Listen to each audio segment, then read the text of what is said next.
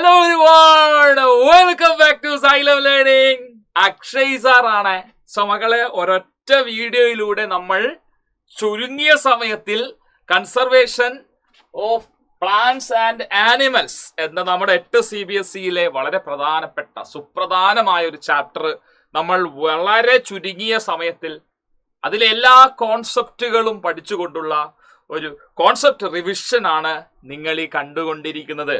So എൻ്റെ പ്രിയ മക്കളോട് പറയാനുള്ളൊരു കാര്യം, നിങ്ങൾ വീഡിയോ ആദ്യം മുതൽ അവസാനം വരെ കാണുക എന്നുള്ളത് തന്നെയാണ്.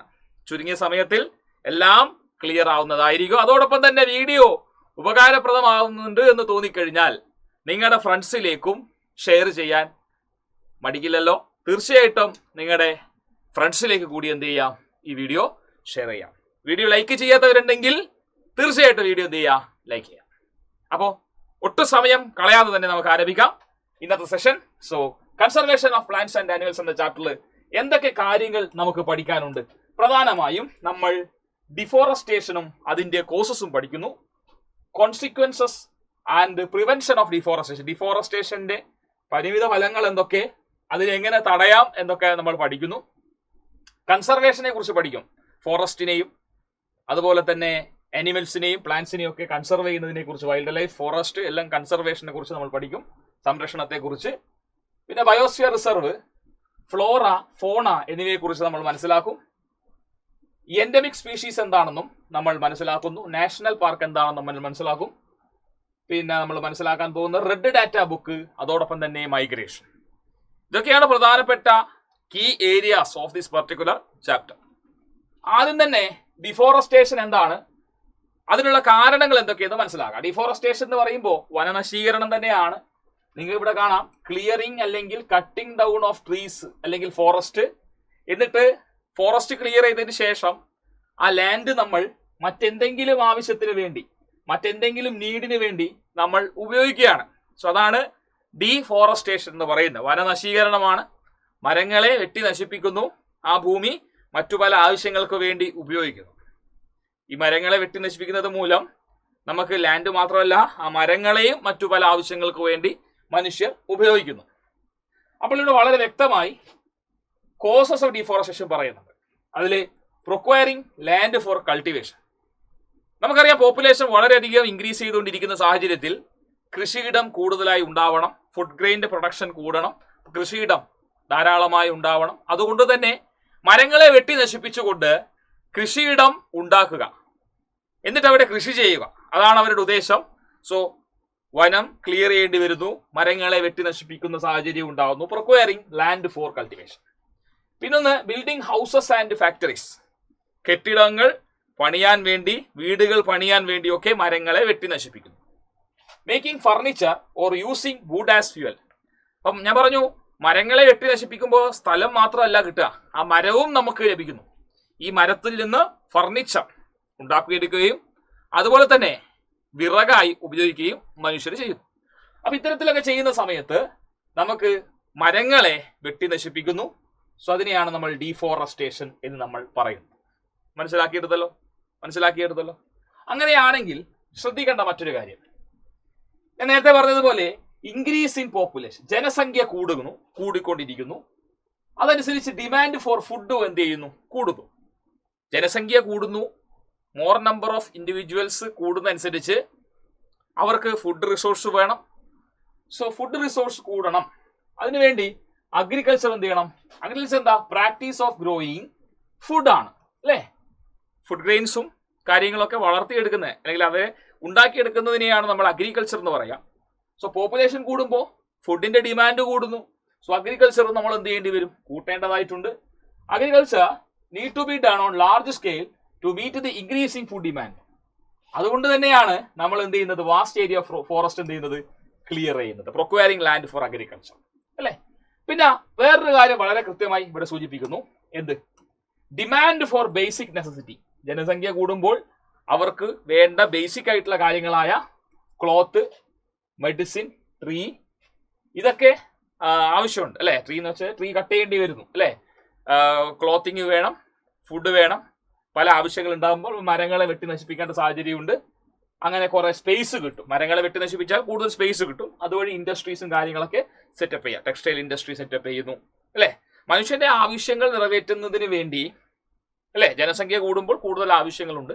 സോ ആവശ്യങ്ങൾ നിറവേറ്റുന്നതിന് വേണ്ടി മരങ്ങളെ വെട്ടി നശിപ്പിക്കുന്ന ഒരു പ്രവണത. താഴത്തെ ഒരു സെന്റൻസ് ശ്രദ്ധിക്കാം. With the expansion of cities, urbanisation ആണ് ഉദ്ദേശിക്കുന്നത്. സിറ്റീസ് എക്സ്പാൻഡ് ചെയ്തുകൊണ്ടിരിക്കുന്നു, വലിയ വലിയ കെട്ടിട സമുച്ചയങ്ങൾ ഉണ്ടാവുന്നു. More land is being needed to establish housing and settlement. അപ്പോൾ ഒരുപാട് ലാൻഡ് ആവശ്യമുണ്ട്. ഒരുപാട് കെട്ടിടങ്ങളും വീടുകളും ഒക്കെ ഒരു ഏരിയയിൽ തിങ്ങിക്കൂടി നിൽക്കുന്ന സമയത്ത് കൂടുതൽ സ്ഥലം ക്ലിയർ ചെയ്യേണ്ടി വരും. അതിനെയാണ് നമ്മൾ അർബനൈസേഷൻ എന്ന് പറയാം. അർബനൈസേഷൻ എന്നാ പറയാ. കുറെ സെറ്റിൽമെന്റ് ഉണ്ടാവുക, ഹൗസസ് ഉണ്ടാവുക, വലിയ വലിയ ഫാക്ടറികൾ, സ്കൂളുകൾ എല്ലാം ഒരു ഏരിയയിൽ വളരെ ബിസി ആയിട്ട് നിൽക്കുക അല്ലേ. മൊത്തത്തിൽ അതിനെയാണ് അർബനൈസേഷൻ എന്ന് നമ്മൾ പറയും. അപ്പൊ ഇതൊക്കെ എന്താണ്, മരങ്ങളെ വെട്ടി നശിപ്പിക്കാനുള്ള കാരണങ്ങളായി പറയാവുന്ന കാര്യങ്ങളാണ്. ഓക്കെ, അടുത്തത് എന്താ പറയുന്നത്? ഇതൊക്കെ ഞാൻ നേരത്തെ പറഞ്ഞു. ഓക്കെ, നമ്മൾ മാൻമെയ്ഡ് കോസസ് ആണ്. നമ്മുടെ ആവശ്യങ്ങൾക്ക് വേണ്ടി നമ്മൾ മരങ്ങളെ വെട്ടി നശിപ്പിക്കുന്നു. അതല്ലാതെയും മരങ്ങൾ ഒരു ഭൂപ്രകൃതിയിൽ നിന്ന്, ഒരു ഭൂപ്രദേശത്ത് നിന്ന് മരങ്ങൾ ഇല്ലാതാവുന്ന കാരണങ്ങളുണ്ട്. നാച്ചുറൽ കോസസ് ആണ്. അതായത് നമ്മൾ ഇടപെട്ട് സംഭവിക്കുന്നതല്ല, മറിച്ച് നാച്ചുറൽ കോസസ് ആണ്. വരൾച്ച, ഡ്രോട്ട്. വരൾച്ച വന്നു കഴിഞ്ഞാൽ വെള്ളമില്ലാത്ത അവസ്ഥയാണ്. മരങ്ങളൊന്നും തന്നെ നിലനിൽക്കില്ല, എല്ലാം എന്ത് ചെയ്യും, ചത്തുപോകും. പിന്നെ ഉള്ളത് എന്ന് പറയുന്നത് ഫോറസ്റ്റ് ഫയറാ, കാട്ടുതീ. അപ്പൊ കാട്ടുതീയും ഡ്രോട്ടും വരൾച്ചയും നാച്ചുറൽ കോസസ് ഓഫ് ഡീഫോറസ്റ്റേഷൻ ആണ്. നാച്ചുറൽ കോസും മാൻമെയ്ഡ് കോസും കൃത്യമായിട്ട് ഒന്ന് ഓർത്തു വെക്കണം. ഇനി മറ്റൊരു പ്രധാനപ്പെട്ട ആശയമാണ് കോൺസിക്വൻസസ് ഓഫ് ഡിഫോറസ്റ്റേഷൻ. ഡിഫോറസ്റ്റേഷൻ നടന്നാലുള്ള അനന്തരഫലങ്ങൾ എന്തൊക്കെ? മരങ്ങളെ വെട്ടി നശിപ്പിച്ചു, അപ്പോൾ തുടർന്ന് സംഭവിക്കുന്ന കാര്യങ്ങൾ അത് അപകടമാണ്. ടോപ്പ് ലെയർ ഓഫ് സോയിൽ എന്ത് ചെയ്യും, ഡ്രൈ ആവും. മരങ്ങളൊക്കെ വെട്ടി നശിപ്പിക്കുമ്പോൾ നമുക്കറിയാം മരങ്ങളാണ് അതിൽ മോയ്സ്ചർ കീപ്പ് ചെയ്തു, വേരുകളാണ് മണ്ണിനെ ഫിക്സ് ചെയ്ത് പിടിക്കുന്നത്. മരങ്ങളെ നശിപ്പിക്കുമ്പോൾ സ്വാഭാവികമായും വേരെഴുകി പോവുകയും ഈ ടോപ്പ് സോയില് ലൂസായി ഡ്രൈ ആവും. പിന്നെ ചെറിയ കാറ്റുകളോ ഒക്കെ വന്നു കഴിഞ്ഞാൽ ഈ top fertile layer of soil ഒലിച്ചു പോവും, പറന്നു പോവും. സോ അതിനെയാണ് സോയിൽ ഇറോഷൻ എന്ന് നമ്മൾ പറയുന്നത്. വിൻഡ് വഴിയോ വാട്ടർ വഴിയോ ഇത് ഒലിച്ചു പോവാം, അല്ലെങ്കിൽ പറന്നു പോവാം. Top layer of soil. So ഡിഫോറസ്റ്റേഷന്റെ വളരെ പ്രധാനപ്പെട്ട ഒരു കോൺസിക്വൻസ് ആണ് ഈ removal of top soil. Top fertile soil remove ആയി പോകും. That's called soil erosion. കേട്ടോ, സോയിൽ ഇറോഷൻ എന്നാണ് അതിന് പറയാം. പിന്നെ അടുത്തത്, excess amount of water leaves through the stomata present in the leaf. This is called transpiration. നമുക്കറിയാം ട്രാൻസ്പിരേഷൻ എന്ന് പറയുന്ന ഒരു പ്രോസസ്സ് ചെടികളിൽ നടക്കുന്നതാണ്. ചെടികളുടെ ഇലകളിൽ നിന്ന് വാട്ടർ വേപ്പർ ഫോമിൽ ഇങ്ങനെ നഷ്ടപ്പെട്ടുകൊണ്ടിരിക്കും. ഈ ട്രാൻസ്പിരേഷനിലൂടെ വാട്ടർ വേപ്പർ നഷ്ടപ്പെട്ടുകൊണ്ടിരിക്കുമ്പോൾ ഇത് അന്തരീക്ഷത്തിലേക്ക് പോയി ഇത് റെയിൻഫാളിന് കാരണമാവുന്നുണ്ട്. മോയ്സ്ചർ കണ്ടന്റ്, അന്തരീക്ഷത്തിലെ മോയ്സ്ചർ കണ്ടന്റ് കൂട്ടാൻ സഹായിക്കുന്ന ഒരു ഫിനോമിനൻ അല്ലെങ്കിൽ ഒരു പ്രോസസ്സാണ് ട്രാൻസ്പിരേഷൻ. ആ മോയ്സ്ചർ കണ്ടന്റ് തന്നെയാണ് റെയിൻഫാളിന് സഹായിക്കുന്നത്. അപ്പോൾ മരങ്ങൾ ഉണ്ടെങ്കിൽ മാത്രമേ ട്രാൻസ്പിരേഷൻ ഉള്ളൂ. മരങ്ങൾ ഇല്ലെങ്കിൽ ട്രാൻസ്പിരേഷൻ ഇല്ല. ട്രാൻസ്പിരേഷൻ ഉണ്ടെങ്കിൽ റെയിൻഫാൾ ഉണ്ട്. അപ്പോൾ മരങ്ങളെ മുറിച്ചാൽ ട്രാൻസ്പിരേഷൻ കുറയുന്നു, റെയിൻഫാൾ കുറയുന്നു. Transpiration process is very important for the environment, but due to the deforestation, transpiration rate is decreased with the decrease in number of trees. Trees കുറയുമ്പോൾ ട്രാൻസ്പിരേഷൻ റേറ്റ് കുറയുന്നു. Okay, ready? അങ്ങനെ rate of transpiration കുറഞ്ഞാൽ atmospheric moisture കുറയുന്നു. Atmospheric moisture കുറഞ്ഞാൽ amount of റെയിൻഫാളും കുറയുന്നു. അപ്പോൾ ഡിഫോറസ്റ്റേഷന്റെ മറ്റൊരു consequence ആണ് ഈ മഴ ലഭ്യത കുറയുക എന്നുള്ളത്. അങ്ങനെ മഴ ലഭ്യത കുറഞ്ഞാൽ നേരിടുന്ന പ്രധാന പ്രശ്നമാണ് ഡ്രോട്ട്, വരൾച്ച. വെള്ളം ലഭിക്കുന്ന ഒരു രീതിയാണ് മഴ. മഴയിലൂടെ നമുക്ക് വെള്ളം ലഭിക്കുന്നു. ഭൂമിയുടെ അടിയിൽ സ്ട്രാറ്റയിൽ വെള്ളം സ്റ്റോർ ചെയ്ത് വെക്കുന്നു. മഴ ലഭ്യമാകാത്ത സാഹചര്യത്തിൽ തീർച്ചയായും നമ്മൾ ഫേസ് ചെയ്യുന്ന പ്രധാനപ്പെട്ട പ്രശ്നം, ഒരു നാട്ടിൽ വെള്ളം അഥവാ മഴ ലഭിക്കുന്നേ ഇല്ല, ഒരുപാട് കാലത്തേക്ക് മഴ ലഭിക്കുന്നില്ലെങ്കിൽ വരൾച്ച അഥവാ ഡ്രോട്ട് എന്നൊരു കണ്ടീഷൻ ഉണ്ടാവുന്നു. വളരെ ഭയാനകരമായ ഒരു സിറ്റുവേഷൻ ആയിരിക്കും അത്. അതും മറ്റൊരു കോൺസിക്വൻസ് ഓഫ് ഡിഫോറസ്റ്റേഷനാണ്. പിന്നെ മറ്റൊരു കാര്യം പറയുന്നത്, പ്ലാന്റ് കനോട്ട് സർവൈവ്. ഡ്രോട്ട് കണ്ടീഷനിൽ പ്ലാന്റ്സിനൊന്നും സർവൈവ് ചെയ്യാൻ പറ്റില്ല. അങ്ങനെ ലാൻഡ് ഡ്രൈ ആവും. മോയ്സ്ചർ ഇല്ലാതെ ഒരു ഏരിയയിൽ ലാൻഡ് പ്ലാന്റ്സ് ഒക്കെ മൊത്തം ഡ്രൈ ആയി അത് ഇല്ലാതാവും. ആ ലാൻഡ് പതി ഒരു ഡെസേർട്ട്, ഒരു ഡെസേർട്ടിഫിക്കേഷൻ എന്നുള്ള രീതിയിലേക്ക് ലാൻഡ് ഡെസേർട്ട് ഏരിയ ആയിട്ട് മാറും. ഇതൊക്കെയാണ് ശ്രദ്ധിക്കേണ്ട കാര്യങ്ങൾ. ഇനി പ്രിവെൻഷൻ. അത് ഇത്രയ്ക്കും ബുദ്ധിമുട്ടുണ്ട് അല്ലെ? ഡിഫോറസ്റ്റേഷൻ നടന്നാൽ ഇത്രത്തോളം കോൺസിക്വൻസസ് നമ്മൾ ഫേസ് ചെയ്യേണ്ടതായിട്ടുണ്ടെന്ന് ഞാൻ പറഞ്ഞു. അതുകൊണ്ട് തന്നെ ഇതിനെ പ്രിവെന്റ് ചെയ്യേണ്ടത് വളരെ അത്യാവശ്യമായ ഒരു കാര്യമാണ്. അപ്പൊ നമുക്ക് എന്ത് ചെയ്യാം? പേപ്പർ റീസൈക്കിൾ ചെയ്യാം. നമുക്കറിയാം പേപ്പർ പ്രൊഡ്യൂസ് ചെയ്യുന്നത് ഈ പ്ലാന്റിന്റെ പൾപ്പിൽ നിന്നാണ് അല്ലേ? അപ്പോൾ ഒരു കണക്ക് പറയുന്നുണ്ട്, 17 ഫുള്ളി ഗ്രോൺ ട്രീസ് മുറിച്ച് പ്രോസസ്സ് ചെയ്തുകൊണ്ടാണ് 1 ടണ്ണ് പേപ്പർ ഉണ്ടാക്കുക എന്ന് നിങ്ങൾ പഠിച്ചിട്ടുണ്ട്. അപ്പൊ 1 ടൺ പേപ്പർ നിർമ്മിക്കണമെങ്കിൽ പൂർണ്ണ വളർച്ച എത്തിയ 17ഓളം മരങ്ങളെ നശിപ്പിക്കേണ്ട സാഹചര്യമുണ്ട്, വെട്ടി നശിപ്പിക്കേണ്ട സാഹചര്യമുണ്ട്. അപ്പോൾ അതിന് പകരമായി പുതുതായി പേപ്പർ നിർമ്മിക്കുന്നതിന് പകരം നിലവിലുള്ള പേപ്പർ തന്നെ റീസൈക്കിൾ ചെയ്ത് ഉപയോഗിക്കുകയാണെങ്കിൽ ഇത്തരത്തിൽ ഒരുപാട് മരങ്ങളെ മുറിക്കുന്ന സാഹചര്യം നമുക്ക് ഒഴിവാക്കാൻ സാധിക്കും. അത് തന്നെയാണ് ഇവിടെ പറയുന്നത്. റീസൈക്കിൾ ആൻഡ് റീയൂസ് വളരെ നല്ലൊരു മെത്തഡാണ്. വേറെ എന്തെങ്കിലും മെത്തേഡ് ഇവിടെ പറയുന്നുണ്ടോ? റീപ്ലാന്റിങ്. ഇവിടെ 2 കാര്യങ്ങൾ ശ്രദ്ധിക്കുക. ഒന്ന് അഫോറസ്റ്റേഷനും പിന്നൊന്ന് റീഫോറസ്റ്റേഷൻ. ഒന്ന് നോക്കിയേ, ഒന്ന് അഫോറസ്റ്റേഷൻ, മറ്റൊന്ന് റീഫോറസ്റ്റേഷൻ. റീഫോറസ്റ്റേഷൻ എന്ന് പറയുമ്പോൾ ഓൾറെഡി ഒരു ഫോറസ്റ്റ് ആയ ഏരിയ ഉണ്ടായിരുന്നു. ഓക്കെ, ആ ഏരിയയിലെ മരങ്ങളെല്ലാം തന്നെ ഡിഫോറസ്റ്റേഷൻ സംഭവിച്ച് നശിച്ചുപോയി. വീണ്ടും അവിടെ എന്ത് ചെയ്യുന്നു? മരങ്ങൾ വെച്ച് പിടിപ്പിക്കുന്നതിനെയാണ് റീഫോറസ്റ്റേഷൻ. ഫോറസ്റ്റേഷൻ വീണ്ടും ഫോറസ്റ്റ് ആയി മാറും. It's a process of replanting trees in a desert deforested area where tree cover has been lost. ഒരിക്കൽ ഡിഫോറസ്റ്റേഷൻ സംഭവിച്ച ഒരു ഭൂമി, ധാരാളം മരങ്ങൾ ഉണ്ടായതുകൊണ്ട് അവിടെ ഡിഫോറസ്റ്റേഷൻ സംഭവിച്ചു. പിന്നീട് അതേ ലാൻഡിൽ തന്നെ വീണ്ടും മരങ്ങളെ വെച്ച് പിടിപ്പിക്കുമ്പോൾ ദാറ്റ് ഈസ് റീഫോറസ്റ്റേഷൻ. അഫോറസ്റ്റേഷൻ എന്ന് പറഞ്ഞാൽ മുന്നേ യാതൊരുവിധ ഫോറസ്റ്റോ ഒന്നും ഇല്ലാത്തൊരു ഏരിയ ആണ്. അവിടെ നമ്മൾ ചെടികളെ വെച്ച് പിടിപ്പിക്കുകയോ വിത്ത് വിതയ്ക്കുകയോ ചെയ്താൽ അത് afforestation. Practice of planting trees or sowing seed on a land where no forest existed before. അതാണ് പറഞ്ഞത്, ഒരു ഫോറസ്റ്റും അവിടെ മുന്നേ ഉണ്ടായിരുന്നില്ല, പക്ഷെ അവിടെ നമ്മൾ ചെടികളെ നട്ടുപിടിപ്പിക്കുന്നു, വിത്ത് വിതയ്ക്കുന്നു. അതാണ് afforestation. There's a difference between reforestation and afforestation. Reforestation can take place naturally. Reforestation നമ്മൾ തന്നെ ചെയ്യണമെന്നില്ല, നമ്മൾ ചെയ്താലും പ്രശ്നമില്ല. നാച്ചുറലിയും സംഭവിക്കും. മനുഷ്യന്റെ ഒരു ഇടപെടലും ഇല്ലെങ്കിലും ഒരു ഡിഫോറസ്റ്റഡ് ഏരിയ ഉടനെ തന്നെ അതിന്റെ ബയോഡൈവേഴ്സിറ്റിയും അതിന്റെ പ്ലാന്റും കാര്യങ്ങളൊക്കെ എന്ത് ചെയ്യും? മുളക്കും. Take place naturally also. It is a deforested area. If the deforested area left undisturbed, we are not doing anything on that particular area, human intervention ഇല്ലാതെ തന്നെ reestablish itself. In natural reforestation, there is no role of human being. മനുഷ്യന്റെ ഇടപെടൽ ഇല്ലാതെ തന്നെ it get replenished or it gets re-established. അതാണ് ശ്രദ്ധിക്കേണ്ടത്. Then conservation of forest and wildlife. Biosphere എന്നൊരു term ആണ് ഇവിടെ നമ്മൾ ഓർത്തു വെക്കേണ്ടത്. Sphere is an area. So area where life exists. The only planet which support life is Earth. So we can say part of the earth, right? Life എന്ന് പറയുമ്പോൾ till now നമുക്ക് നോക്കുമ്പോൾ എർത്തിൽ മാത്രമേ ലൈഫ് ഉള്ളൂ. So part of the earth where living organism exist or which support life. ജീവജാലങ്ങൾ ഉള്ള ഭാഗമോ അതോ ജീവജാലങ്ങളെ സപ്പോർട്ട് ചെയ്യുന്ന റീജിയൻസോ ഭൂമിയിൽ എവിടെയൊക്കെ കാണോ അത് ബയോസ്ഫിയർ ആണ്. Okay, ready? Biological diversity or biodiversity എന്താ? ഭൂമിയിലെ വ്യത്യസ്ത തരം ജീവജാലങ്ങളെ ഡിസ്ട്രിബ്യൂട്ട് ചെയ്തതിനെയാണ് ബയോഡൈവേഴ്സിറ്റി എന്ന് പറയാം. Variety of organism existing on the earth. വ്യത്യസ്ത തരം ജീവജാലങ്ങൾ നമ്മുടെ ഭൂമിയിലുണ്ട്. Their inter relationship and their relationship between with the environment. ജീവജാലങ്ങൾ പരസ്പരം എങ്ങനെ ബന്ധപ്പെട്ടിരിക്കുന്നു, ദെയർ ഇന്റർ റിലേഷൻസ് അല്ലെ. വ്യത്യസ്ത തരം ജീവജാലങ്ങൾ നമ്മുടെ ഭൂമിയിലുണ്ട്, അതാണ് ബയോഡൈവേഴ്സിറ്റി. വെറൈറ്റി ഉണ്ട്. ഈ ജീവജാലങ്ങൾ പരസ്പരം എങ്ങനെ ബന്ധപ്പെട്ടിരിക്കുന്നു, and also how they are interacted with the environment. അതാണ് ബയോഡൈവേഴ്സിറ്റിയും അതുപോലുള്ള അവർ ഇന്ററാക്ഷനും പറയുന്നത്. അടുത്ത നോക്കിക്കോളൂ, ഫ്ലോറ. എന്താ ഈ ഫ്ലോറ എന്ന് പറഞ്ഞാൽ? Flora means what? Flora means plants ആണ്.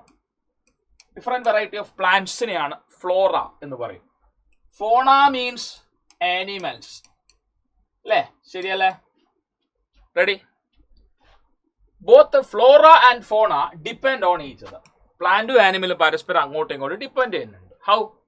പ്ലാന്റ്സ് നമുക്ക് ഫുഡ് പ്രൊവൈഡ് ചെയ്യുന്നു, ഓക്സിജൻ ലെവല് മെയിൻറ്റെയിൻ ചെയ്യുന്നു അറ്റ്മോസ്ഫിയറിൽ. Oxygen is a life gas. ഇനി ആനിമൽസ് പ്ലാന്റ്സിനെ കോൺട്രിബ്യൂട്ട് ഹെൽപ്പ് ചെയ്യുന്നുണ്ട്. പോളിനേഷൻ സിമ്പിൾ എക്സാമ്പിൾ അല്ലേ? Butterfly is an animal. So ഇതെന്ത് ചെയ്യുന്നു? പൂവിലിരിക്കുന്നു, പൂമ്പൊടി പോളിനേഷൻ നടത്തുന്നു. Pollination is useful for the plant. So രണ്ടാളും അങ്ങോട്ടും ഇങ്ങോട്ടും ഡിപ്പെൻഡ് ചെയ്യുന്നുണ്ട്. സിമ്പിൾ എക്സാമ്പിൾ ആണ് ഞാൻ പറഞ്ഞത്. പിന്നെ സീഡ് ഡിസ്പേഴ്സൽ നിങ്ങൾക്ക് നോക്കിക്കഴിഞ്ഞാൽ ആനിമൽസ് സീഡ് ഡിസ്പേഴ്സ് ചെയ്യാൻ സഹായിക്കുന്നുണ്ട്. ആനിമൽ ദ ഫോണ ടേക്ക് ഷെൽട്ടർ ഇൻ ദി ഫോണ അല്ലേ? വീട് കൂട് കൂട്ടാറുണ്ട്. ആനിമൽസ് ഒക്കെ മരങ്ങളിൽ കൂട് കൂട്ടാറുണ്ട്. If we cut down the tree, animal will lose their home, and this is called habitat loss or loss of habitat. മരങ്ങളിൽ ഈ മൃഗങ്ങൾ കൂടുകൂട്ടി താമസിക്കുന്നു, പക്ഷികൾ കൂടുകൂട്ടുന്നു, അണ്ണാനൊക്കെ കൂടുകൂട്ടുന്നു. അപ്പോൾ ഈ മരം എന്ന് പറയുന്നത് അതിൻ്റെ ഒരു സ്വാഭാവികമായ ഒരു ആവാസ കേന്ദ്രം, ഒരു ഹാബിറ്റേറ്റ് ആണ്. ഈ മരങ്ങളെ വെട്ടി നശിപ്പിക്കുമ്പോൾ ഈ മൃഗങ്ങളുടെ വീട് അതിന് നഷ്ടപ്പെടുകയാണ്. ഹാബിറ്റാറ്റ് ലോസ് സംഭവിക്കുന്നു. Habitat is a place or natural home where animals live. അത്രയേ ഉള്ളൂ. If animal lose their home, ആനിമൽസിന് ഇങ്ങനെ വീട് നഷ്ടപ്പെടുമ്പോൾ they will move from one place to another. ഒരു സ്ഥലത്ത് നിന്ന് മറ്റൊരു സ്ഥലത്തേക്ക് അവർ ഫോഴ്സ്ഫുള്ളി മൂവ് ചെയ്യേണ്ടി വരും, കാരണം അവർക്ക് വീട് നഷ്ടപ്പെട്ടു. ആ സമയത്ത് they will be exposed അല്ലേ? അവർക്ക് വീടുണ്ടായിരുന്നു, ആ വീട്ടിൽ അവർ സുരക്ഷിതമായിരുന്നു. ആ മരങ്ങൾ വെട്ടി നശിപ്പിച്ചപ്പോൾ ഇവർക്ക് വീടില്ലാതായി. ഇവർ മറ്റൊരു സ്ഥലത്തേക്ക് പോകുമ്പോൾ they are exposed and vulnerable also. അപ്പൊ ഇവരെന്ത് ചെയ്യും? ഹൈഡ് ചെയ്യാൻ പറ്റൂല. ചിലപ്പോൾ വേട്ടാമൃഗങ്ങൾ വേട്ടയാടും അല്ലേ? അങ്ങനെ പ്രശ്നങ്ങളുണ്ട്. Slowly they will struggle and if this continues for a very long time they will become completely extinct. അതായത് ഇത് തുടർന്നു കൊണ്ടുപോയി കഴിഞ്ഞാൽ ദ പ്രോബ്ലം ഈസ് ദാറ്റ് ഇവർക്ക് ഹൈഡ് ചെയ്യാൻ പറ്റുന്നില്ല. ഇവർ വൾണറബിൾ ആയി. ഇവർ പ്രിഡേറ്റേഴ്സ് ഇവരെ കൂടുതലായി ഭക്ഷണമാക്കുന്നു. സ്വാഭാവികമായും ഇവർ വംശനാശം സംഭവിക്കും. Extinction. So extinction is A complete wipe out of the species from planet earth.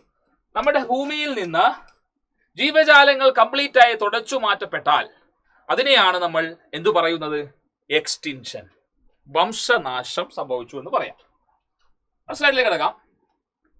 മറ്റൊരു പ്രധാനപ്പെട്ട കാര്യമാണ് എനിക്കിവിടെ പറയാനുള്ളത്.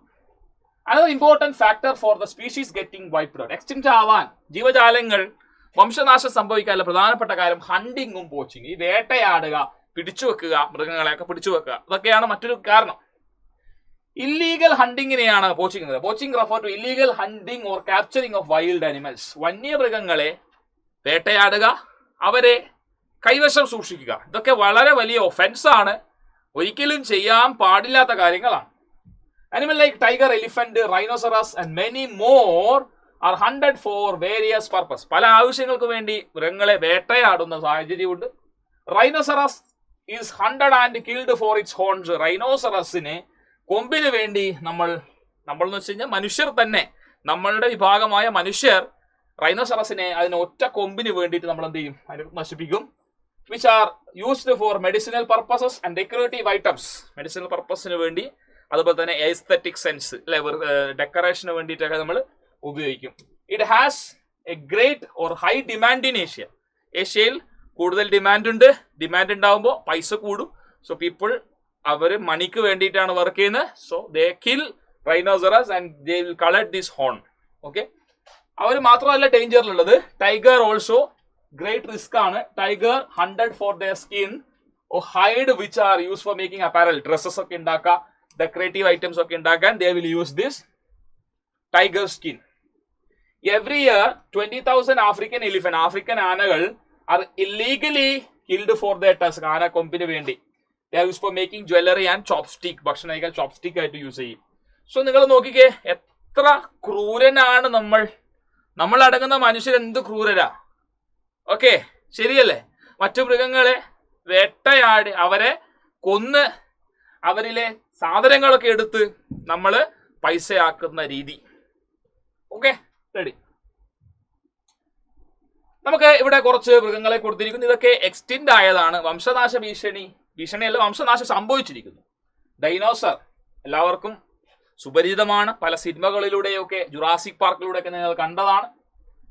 They were extinct before 65 million years ago. 65 million വർഷങ്ങൾക്ക് മുന്നേ ഉണ്ടായ ഒരു മാസ് എക്സ്റ്റിൻഷനിൽ ഡൈനോസർ കംപ്ലീറ്റ്ലി ഭൂമിയിൽ നിന്ന് വൈപ്ഡ് ഔട്ട് ആയി. പിന്നെ ക്യൂബൻ മക്കൗണ്ട് ലേറ്റ് 1860 ഡിഫോറമേഷൻ, വനനശീകരണം, ഹണ്ടിങ് മുഖേനയൊക്കെ ക്യൂബൻ മക്കോ ബേർഡ് എന്ത് ചെയ്തു, ഭൂമിയിൽ നിന്ന് ഇല്ലാതായി. ടാസ്മാനിയൻ ടൈഗർ 1936 റീസെന്റ് ആണ്, 1936 എന്ത് ചെയ്തു, ടാസ്മാനിയൻ ടൈഗർ എക്സ്റ്റിന്റ് ആയി. അപ്പോൾ ഓരോ ജീവി എക്സ്റ്റിന്റ് ആയതിന്റെ പിന്നിലും സ്റ്റോറീസ് ഉണ്ട്, വെറുതെ എക്സ്റ്റിന്റ് ആയതല്ല. റെഡ് ഡാറ്റ ബുക്ക്, ഇവിടെയാണ് ഇതിന്റെ പ്രാധാന്യം. Red data book which keeps a record of all the status of all species of plants and animal. എല്ലാത്തരം എൻഡേഞ്ചേർഡ് എക്സ്റ്റിന്റ് ആനിമലിന്റെയും പ്ലാന്റിന്റെയും ഡീറ്റെയിൽസ് അതിലുണ്ട്. പ്രത്യേകിച്ച് എൻഡേഞ്ചേർഡ്, നമ്മൾ ശ്രദ്ധിക്കേണ്ട എൻഡേഞ്ചേർഡ് സ്പീഷീസിന്റെ. Whether they are endangered or threatened, the book keeps record of every information. എല്ലാത്തരം ഇൻഫോർമേഷനും അതിലുണ്ട്. ഇത് മെയിൻറ്റെയിൻ ചെയ്യുന്നത് IUCN ആണ്, international union of conservation of nature and natural resource. അതാണ് IUCN ആണ് മെയിൻറ്റെയിൻ ചെയ്യുന്നത്. ഇനി ഓരോ കൺട്രികളും റെഡ് ഡാറ്റ ബുക്ക് മെയിൻറ്റെയിൻ ചെയ്യുന്നുണ്ട്. Red data book was founded in the year 1964. The main goal is to conserve both plants and animal found on our planet Earth. Save ചെയ്യണം, എന്ത് വില കൊടുത്തും എല്ലാ ജീവജാലങ്ങളെയും. വംശനാശം സംഭവിച്ചു, ഓക്കെ. ഇനി വംശനാശ ഭീഷണി നേരിടുന്നവരെ നമ്മൾ സംരക്ഷിക്കണം, എല്ലാത്തരം ജീവജാലങ്ങളെ സംരക്ഷിക്കണം എന്ന ഉദ്ദേശമാണ് റെഡ് ഡാറ്റ ബുക്കിനുള്ളത്. അടുത്ത endangered species. Endangered means in near future they may become extinct. Now they are still in our planet Earth, on our planet Earth, but if our activities, if human activity continue in this way, we are continuing the hunting approach or poaching approach, in near future they may become extinct. Endangered are ones which are at verge of extinction. Okay, there are few species of plants and animal which are depleting alarmingly, and in a few years or so, if these species will get completely wiped out if you continue to exploit them. If we human beings continue to exploit them, നമ്മൾ അവരെ ചൂഷണം ചെയ്തുകൊണ്ടിരിക്കുകയാണ്, വേട്ടയാടിക്കൊണ്ടിരിക്കുകയാണെങ്കിൽ in near future they may become extinct. As we all know about tigers, very few tigers are left on earth. കടുവകളുടെ എണ്ണം കുറഞ്ഞു വരികയാണ്. Initiative need to be taken to save these majestic animal from getting extinct from our planet. അപ്പോൾ കുറെ initiatives എടുത്തിട്ടുണ്ട്, ഫലപ്രദമായിട്ടുണ്ട്. Project tiger പോലുള്ള ഒരുപാട് പദ്ധതികൾ. ഈ മജസ്റ്റിക് രാജകീയമായ ഒരു മൃഗം തന്നെയാണ് കടുവ. അപ്പോൾ അതിനെ സംരക്ഷിക്കേണ്ട ഉത്തരവാദിത്വം നമുക്കുണ്ട്. Apart from animals there are endangered species of plants as well. അതായത് പ്ലാന്റ്സും ലൈക്ക് റഫ്ലേഷ്യ അർണോൾഡി, ഇന്ത്യൻ മാലോ, ഇതൊക്കെ എന്താണ്, എൻഡേഞ്ചേർഡ് ആയി കാണുന്ന പ്ലാന്റ്സ് ആണ്. ആനിമൽസ് മാത്രമല്ല പ്ലാന്റ്സും എൻഡേഞ്ചേർഡ് ആവുന്നുണ്ട്. Then Project Tiger, very important, meant for the protection of tiger. Government understand that there is a need to protect flora and fauna. Government മനസ്സിലാക്കുന്നു ഫ്ലോറയും ഫോണയൊക്കെ നമ്മൾ save ചെയ്യണം. And for this they come forward with an amazing project. And അതുകൊണ്ട് തന്നെ മൃഗങ്ങളെയും പ്ലാന്റ്സിനെയും ഒക്കെ protect ചെയ്യണം എന്ന രീതിയിൽ government has initiated and they put forward certain laws, amazing projects as well as laws to protect these animals and plants. First project was Project Tiger, which was launched in the year 1973 to protect tigers. കടുവകളെ സംരക്ഷിക്കാൻ 1973 government launched the project called Project Tiger. Various guidelines and rules were formulated which include breeding programs for tiger. ഈ ടൈഗേഴ്സിനെ breed ചെയ്ത് പുതിയ കുഞ്ഞുങ്ങളെ ഉണ്ടാക്കിയെടുക്കുക, വംശനാശം സംഭവിക്കാതിരിക്കാൻ വേണ്ടി, extension സംഭവിക്കാതിരിക്കാൻ വേണ്ടി ഇവരെ ബ്രീഡ് ചെയ്യുന്ന പ്രോഗ്രാംസ് ഉണ്ടായിരുന്നു. Student awareness programme etcetera. കുട്ടികൾക്ക് ഇതിനെക്കുറിച്ച് ബോധവൽക്കരിക്കണം, അല്ലെ? വരുന്ന തലമുറ, the upcoming generation, current as well as upcoming generations, they should know the significance of these animal. And നമ്മുടെ ഭാഗത്തുനിന്ന് യാതൊരുവിധ ഇത്തരം ആനിമൽസിനെ യാതൊരു വിധത്തിലും ദ്രോഹിക്കരുത് എന്നുള്ള രീതിയിൽ awareness programmes, restriction hoardings were also establish under these project. അതായത് ഇത്തരത്തിലുള്ള നമുക്ക് സൈൻ ബോർഡും കാര്യങ്ങളൊക്കെ വെക്കും, അല്ലേ? ഈ ഏരിയയിൽ നമുക്ക് ഒരിക്കലും ഇത് ചെയ്യാൻ പാടില്ല, ചെയ്തു കഴിഞ്ഞാൽ they will face the consequence. Bengal tigers and then this project spammed out for the conservation of all tigers in India. എല്ലാത്തരം കടുവകളെയും പിന്നെ സംരക്ഷിച്ചിരുന്നു. This project created awareness and included programs in order to save tigers. This led to the successful increase in the population of the tigers from the year 2006 to 2018. 2006 മുതൽ 2018 വളരെ വലിയ രീതിയിൽ തന്നെ ഒരു പോപ്പുലേഷനിലെ increment, tiger population increment കണ്ടെത്തിയിരുന്നു. Project ടൈഗറിന്റെ influence തന്നെയാണ് ആ ഇൻക്രിമെന്റിന് കാരണം. Okay ready. Then migration of the birds. Birds migrate ചെയ്യും. Yes or no? Yes. Birds migrate ചെയ്യും. കൊല്ലം തോറും ഒരുപാട് കിലോമീറ്റർ പറന്ന് ഒരു സ്ഥലത്ത് നിന്ന് മറ്റൊരു സ്ഥലത്തേക്ക് ബേർഡ്സ് എന്ത് ചെയ്യും? സഞ്ചരിക്കും.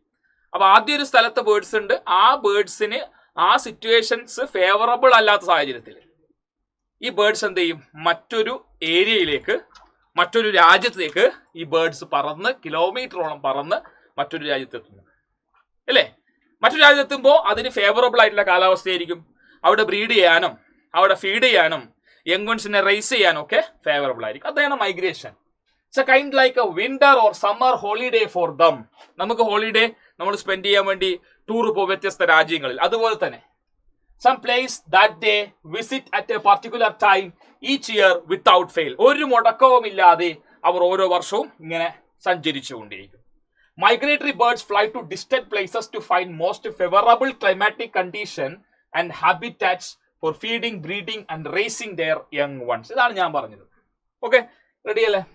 നമ്മുടെ നാട്ടിലേക്കും കുറെ ക്രെയിനുകളും കാര്യങ്ങളൊക്കെ വരാറുണ്ട്. ഓക്കെ, ശ്രദ്ധിച്ചോ. In order to provide protection of different species, the government has declared some areas reserved areas. നമ്മുടെ ഗവൺമെന്റ് തന്നെ ചില ഏരിയകളെ, ചില ഭാഗങ്ങളെ റിസർവ്ഡ് ഏരിയാസ് എന്ന് നമ്മൾ പറയും. ആ റിസർവ്ഡ് ഏരിയാസിൽ നമുക്ക് പല റെസ്ട്രിക്ഷൻസ് ഉണ്ട്. നമുക്ക് ഇങ്ങനെ പോയി സഞ്ചരിക്കാനൊന്നും പറ്റൂല. അവിടുത്തെ മൃഗങ്ങളെ നമുക്ക് ഉപദ്രവിക്കാനോ ഒന്നും സാധിക്കില്ല. അപ്പോൾ ഗവൺമെന്റ് ചില ഏരിയാസ്, ഈ വൈൽഡ് ലൈഫിനെയൊക്കെ പ്രൊട്ടക്ട് ചെയ്യുന്നതിന് വേണ്ടി ഗവൺമെന്റ് ചില ഏരിയാസിനെ റിസർവ്ഡ് ഏരിയാസ് എന്ന് പറയുന്നു. റിസർവ്ഡ് ഏരിയാസ് ആണ് biosphere reserve, national park, wild life sanctuary. പ്രധാനപ്പെട്ട reserve area, biosphere reserve, then national park and wild life sanctuary. ഇതിൽ നമ്മൾ ആദ്യം നോക്കുന്നത് എന്താ? ഫസ്റ്റ് അതിന് മുന്നേ എൻഡമിക്, കുറച്ച് സ്പീഷീസിന്റെ പേര്. Endemic species. എൻഡമിക് എന്ന് പറഞ്ഞാൽ ഒരു പർട്ടിക്കുലർ ഏരിയയിൽ മാത്രമായി കാണപ്പെടുന്ന സ്പീഷീസിനെ will call it as endemic. Okay, species which are confined in a particular area. ഒരു പർട്ടിക്കുലർ ഏരിയയിൽ മാത്രം.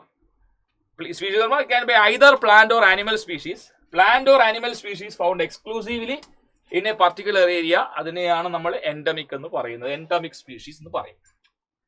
Then conservation of forest and wild ലൈഫിലെ method of conservation, in situ and ex situ conservation. ശ്രദ്ധിക്കുക, ഇൻസിറ്റു എന്ന് പറഞ്ഞാൽ ഒരു പർട്ടിക്കുലർ ഏരിയയിലെ ആനിമൽസിനെ അവിടെ വെച്ച് തന്നെ നമ്മൾ സംരക്ഷിക്കുകയാണ്. We are not taking them anywhere. Animals are still in that particular area. We are conserving the entire area. Okay, the entire area is conserved. We are not taking the animal from that particular area to another area. We are not taking. ആ animal സ്പീഷീസും plant സ്പീഷീസും ഒക്കെ ആ area തന്നെ ഉണ്ട്. അങ്ങനെ ആ area complete protect ചെയ്യുമ്പോൾ that's in situ conservation. Conservation of habitat, species and ecosystem where the naturally occur. Naturally അവരെവിടെയുണ്ടോ ആ ഏരിയ നമ്മൾ പ്രൊട്ടക്ട് ചെയ്യുന്നു. എക്സിറ്റു മീൻസ് ഒരു പർട്ടിക്കുലർ ഏരിയയിലെ animals, they are under threat. So we are taking those animals from that particular area and we are bringing them to another area. Okay, another area, V are taking them to another area and we are protecting them there. So അതൊരു natural habitat അല്ല. We are taking them from their natural habitat to another area for their protection. That is ex situ. Conservation of element of biodiversity out of the context of their natural habitat is referred to ex-situ conservation. അതിനെയാണ് ex-situ എന്ന് പറയുന്നത്. ഇവിടെ ഒന്ന് ശ്രദ്ധിച്ചേ, in situ നമ്മൾ പറഞ്ഞു. In situ എന്ന് പറഞ്ഞാൽ നാച്ചുറൽ ഹാബിറ്റേറ്റ് തന്നെ ഉണ്ടാവുന്നു എന്ന് നമ്മൾ പറഞ്ഞു. നാഷണൽ പാർക്കും biosphere reserve, wild life sanctuary ഒക്കെ എന്താണ്? ഇൻസിറ്റു ആണ്. എക്സിറ്റു എന്ന് പറയുമ്പോൾ പുറത്തേക്ക് കൊണ്ടുപോകുന്നു. അതിൽ നമുക്ക് ബൊട്ടാനിക്കൽ ഗാർഡൻ, സുവോളജിക്കൽ പാർക്ക്, സൂ, സീഡ് ബാങ്ക്, ഇതൊക്കെ എന്താണ്? എക്സിറ്റു കൺസർവേഷൻ ആണ്. പച്മാരി ബയോസ്ഫിയർ റിസർവ്. പച്മാരി ബയോസ്ഫിയർ റിസർവ് നമ്മുടെ മധ്യപ്രദേശിലെ പ്രധാനപ്പെട്ട ബയോസ്ഫിയർ റിസർവ് ആണ്. ഇത് നമുക്ക് പഠിക്കാറുണ്ട്. പച്മാരി ബയോസ്ഫിയർ റിസർവ് മധ്യപ്രദേശിലാണ് സ്ഥിതി ചെയ്യുന്നത്. മധ്യപ്രദേശിലാണ് സ്ഥിതി ചെയ്യുന്ന പച്മാരി ബയോസ്ഫിയർ റിസർവ് വളരെ പ്രധാനപ്പെട്ട ബയോസ്ഫിയർ റിസർവ് ആണ്. ഓക്കെ, വളരെ വലിയ ഏരിയ ആണ് പച്മാരി ബയോസ്ഫിയർ റിസർവ് എന്ന് പറയുന്നത്. സോ അതിൽ നമുക്ക് ഒരു നാഷണൽ പാർക്ക് ഉണ്ട്, അതുപോലെ തന്നെ 2 വൈൽഡ് ലൈഫ് സാങ്ച്വറികൾ ഉണ്ട് കേട്ടോ. 2 വൈൽഡ് ലൈഫ് സാങ്ച്വറികൾ. ഒരു നാഷണൽ പാർക്ക്, അതിന്റെ പേര് സത്പുര എന്നാണ്. വൈൽഡ് ലൈഫ് സാങ്ച്വറി ബോറിയും പച്മാരിയുമാണ് കേട്ടോ. പച്മാരി പിന്നെ വൈൽഡ് ലൈഫ് സാങ്ച്വറി ഉണ്ട്, ബോറിയും ഉണ്ട്. സോ പച്മാരി ബയോസ്ഫിയർ റിസർവിൽ is a larger area which consists of one national park named Satpura, then 2 wildlife sanctuary, Bori and Pachmari. ഇതൊന്ന് ഓർത്ത് വെക്കാം. ബയോസ്ഫിയർ റിസർവിനെ കുറിച്ച് പറയുമ്പോൾ I told it will be like large area, വലിയ ഏരിയ ആയിരിക്കും. Biosphere reserve will be like വലിയ area which protect both plants and animal. Okay, plants and ആനിമൽസിനെ പ്രൊട്ടക്ട് ചെയ്യുന്ന വലിയ ഏരിയ. ബയോസ്ഫിയർ റിസർവ് എന്ന് പറയുമ്പോൾ it's a vast extensive larger area. Pachmarhi biosphere reserve is located in Madhya Pradesh, located in Satpura മൗണ്ടനിലാണ് സ്ഥിതി. അതുകൊണ്ട് സത്പുര കി റാണി എന്ന് പറയും. സത്പുര കി റാണിയാണ്. Okay, it's located in Satpura mountain. This biosphere reserve has an amazing variety of plant like sal tree, wild mango tree. These are confined to that particular area. Endemic ആണ്. Teak tree, Arjun tree are only found in this area, means endemic. Teak tree is dominant in this area. വളരെ കൂടുതലായിട്ട് തേക്ക് മരങ്ങൾ കാണുന്നു. All the trees mentioned are conserved well in this area apart from plants and flowers. There is a great variety of animal also. ഇവിടെ ഒരുപാട് animals ഇവിടെ ഉണ്ട്. Like tiger, flying squirrel. ഈ ഫ്ലൈയിങ് സ്ക്വരിയൽ ഒക്കെ എൻഡമിക് ആണ്. Leopard, sambar deer. Along with these we can also see bison, barasingha. ഇതൊക്കെ നമുക്ക് ഇവിടെ കാണാം. All these animals are also well protected in this amazing biosphere. ഒരുപാട് variety of animal including this flying squirrel ഒക്കെ നമുക്ക് പച്മാരി biosphere റിസർവിൽ കാണാൻ സാധിക്കുന്നു. ബയോസ്ഫിയർ റിസർവ് ഞാൻ നേരത്തെ പറഞ്ഞ പോലെ ലാർജ് ഏരിയ ആണ്. നേരത്തെ പറഞ്ഞ സെയിം പോയിന്റ്സ് ആണ്. Plant and animal that are found only in a particular area നമ്മൾ എന്താ വിളിക്കുക? Will call it as endemic. ഞാൻ നേരത്തെ പറഞ്ഞ എൻഡമിക് സ്പീഷീസ്. എക്സാമ്പിൾ ആണ് സാൽട്രിയും ഫ്ലൈയിങ് സ്ക്വരിയലും. ഇതൊക്കെ എവിടെ കാണുള്ളൂ? പച്മാരി ബയോസ്ഫിയർ റിസർവിലെ കാണുള്ളൂ. സോ ഈ സാൽട്രി ആയിക്കോട്ടെ, ഫ്ലൈയിങ് സ്ക്വരിയൽ ആയിക്കോട്ടെ, these are endemic species of this particular area Pachmarhi biosphere reserve. അത്രയും ഓർത്ത് വെച്ചാൽ മതി. Ready? Yes.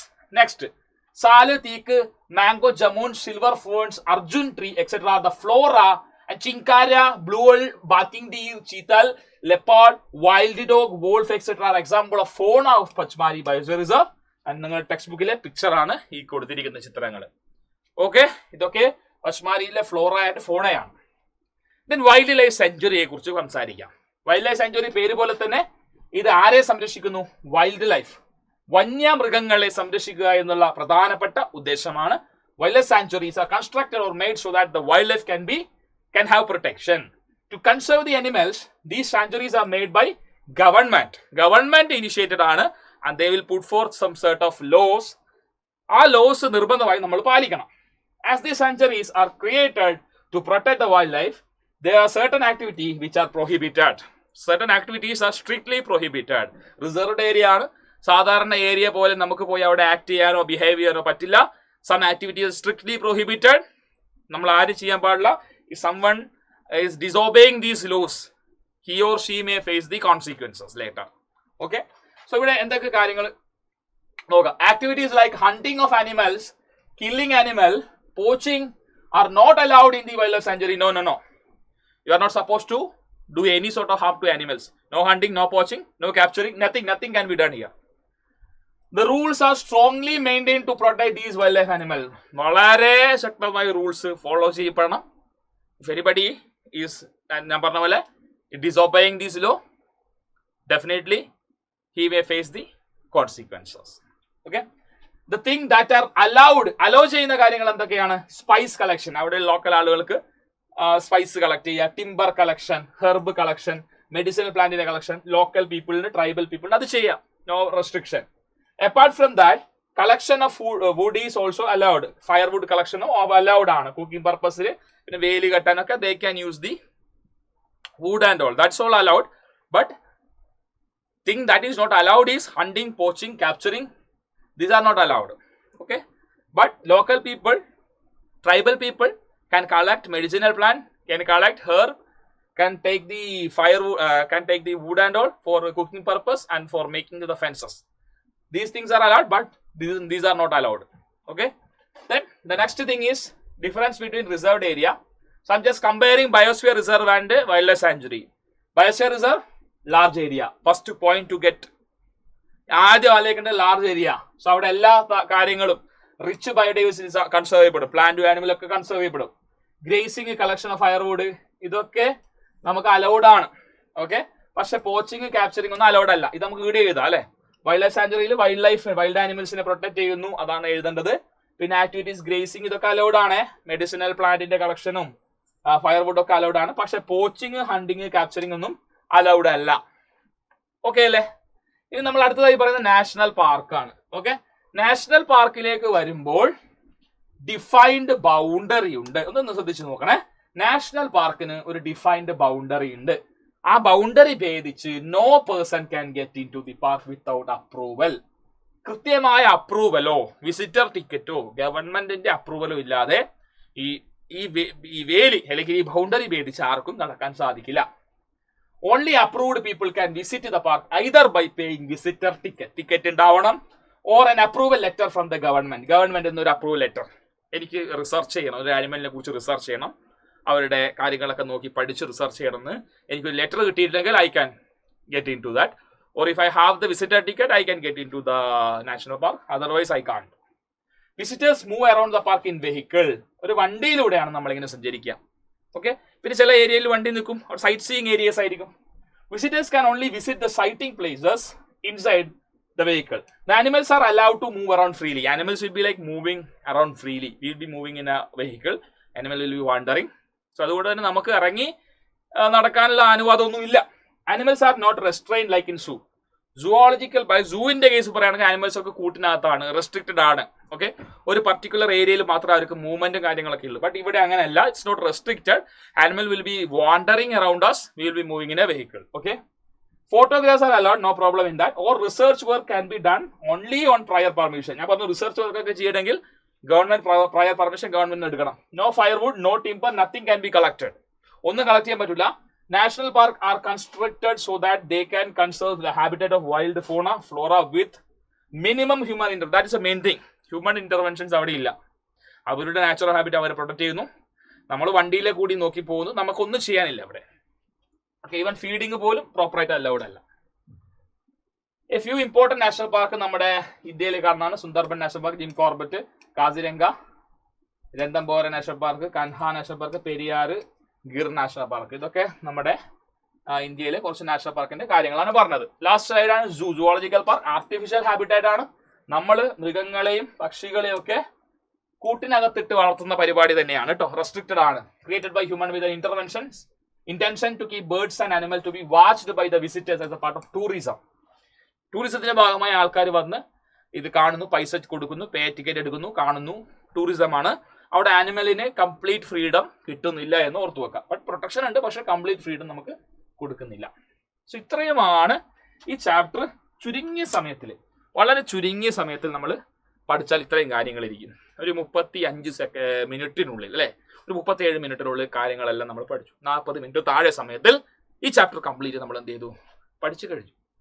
Okay, video helpful ആണെങ്കിൽ, തോന്നുകയാണെങ്കിൽ ഒന്ന് ലൈക്ക് ചെയ്യുക, ഫ്രണ്ട്സിലേക്ക് കൂടി എന്ത് ചെയ്യുക, ഷെയർ ചെയ്യുക.